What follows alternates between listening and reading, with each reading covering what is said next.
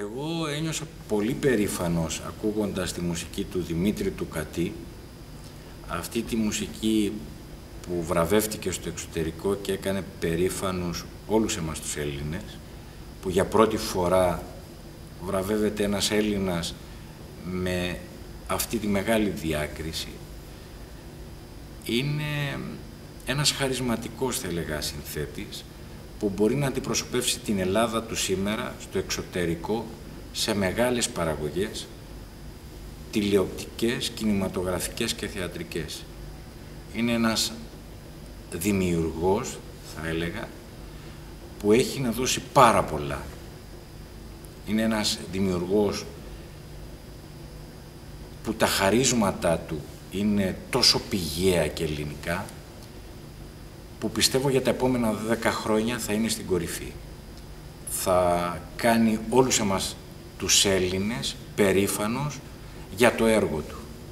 Είναι ένας άνθρωπος συνεργάσιμος, ανθρώπινος, επικοινωνιακός, χαρισματικός εν ολίγης, που αυτό για να το εντοπίσει κανείς πρέπει να τον γνωρίσει από κοντά.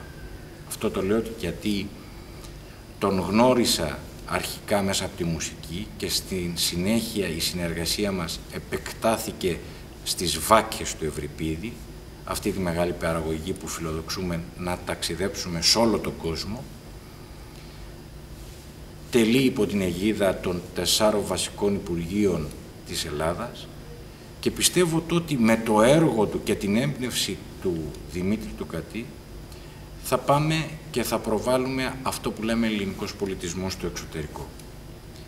Είναι ένας άνθρωπος ιδεολόγος που θέλει να προσφέρει, είναι ένας άνθρωπος χουβαρδάς, ένας άνθρωπος που δίνει, είναι ένας άνθρωπος γεννημένος να προσφέρει στον συνάνθρωπό του, μέσα από την τέχνη του, μέσα από την ανθρωπιά του, μέσα από το πάθος του για αυτό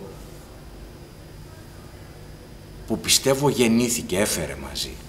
Αυτό το ταλέντο. Αυτό το ταλέντο το φέρνει κανείς μαζί του, με τη γέννησή του.